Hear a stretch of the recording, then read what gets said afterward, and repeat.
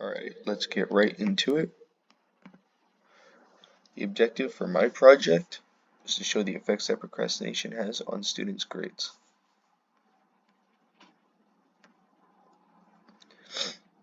We had three different types of questions: quantitative questions, categorical questions, and two-choice questions.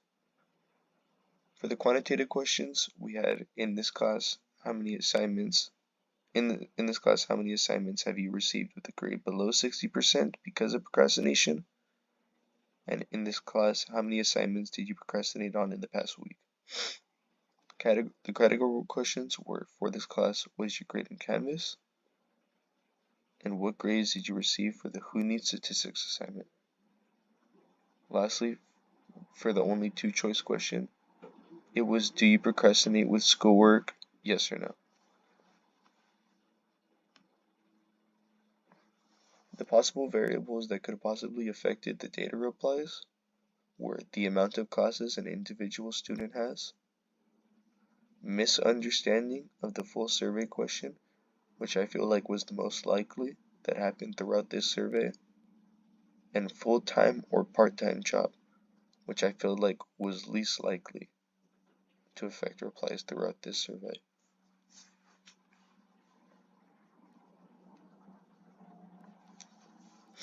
In order to clean the data, I went through all of the data and changed the answers that didn't fit into percentages or letter grades in order to have data that was easier to work with. Such as the question, what grades did you receive for the Who Needs Statistics assignment? I'd received lots of answers given as percentages or open-ended answers that I was not able to turn into readable data, but the majority of it I was able to turn back into letter grades to easily turn them into letter grades or percentages to easily measure the data.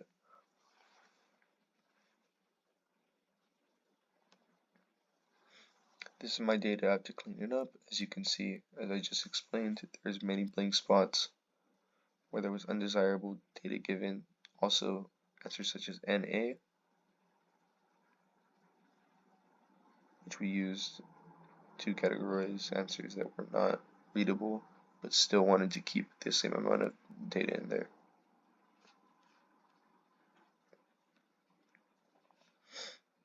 The summary statistics for the amount of assignments procrastinated on. We had received a total of 53 replies for this survey question. The mean of assignments that students had procrastinated on was around 3 assignments, as you can see right here. The standard deviation between them was 2.91, and as we can see on the given data for the bar graph, we have an outlier of 9 assignments that were procrastinated on.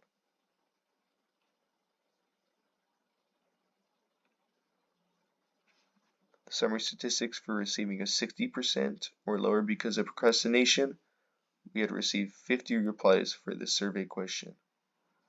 The mean for this data was 0.38 with a standard deviation of 0.9313 and a standard error of 0.1330. This data had no outliers whatsoever, but as you can see through this bar graph, it's skewed to the right.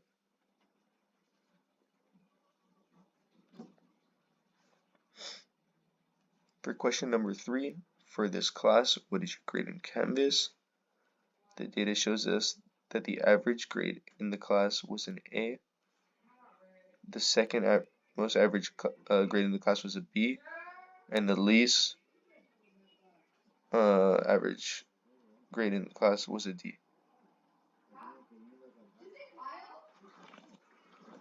For question number 4, what grade did you receive for the Who Needs Statistics assignment? We can see from the graph that the average for this question is also an A.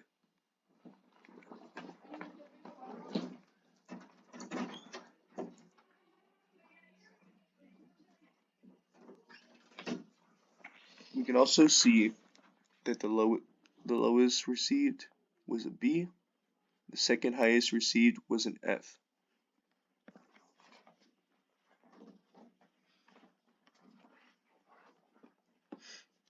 For the do you procrastinate with schoolwork question, With this data, we can see that more than 40 of the students in this class procrastinate on their schoolwork, and that less than 10 of the students in this class do not procrastinate on their schoolwork. This already gives us a good insight as to prove our claim for our data.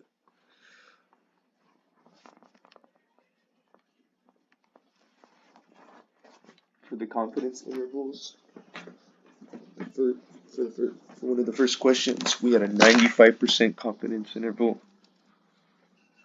that the students received 60% on assignments because it was between 0.1269 on the L limit and 0.6485 on the U limit. We also had a sample mean of 0.387 and a standard error of 0.133.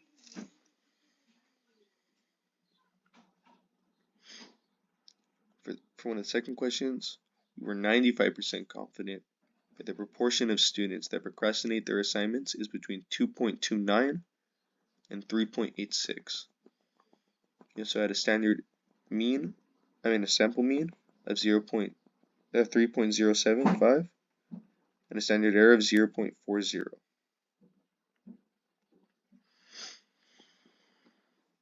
For the two sample hypothesis, Z hypothesis test, with 53 students, 9 of them procrastinated on 8 of their assignments. Among 49, 10 of them received a grade lower than a 60% on at least one assignment. We are testing the mean that the higher the mean of assignments procrastinated on, the higher the number of students with 60% or below on assignment. As you can see, we have a sample mean 2.68, a standard error 0.421, a z-stat of 6.37, and a p-value equal to 1.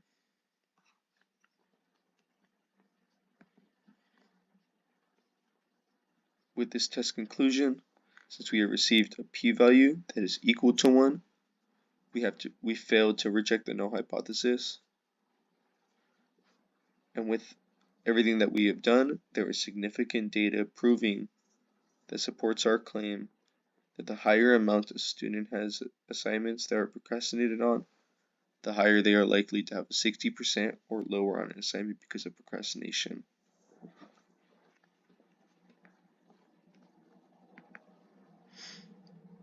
In the conclusion of my project, the more a student procrastinates, the more detrimental it is to their performance in school.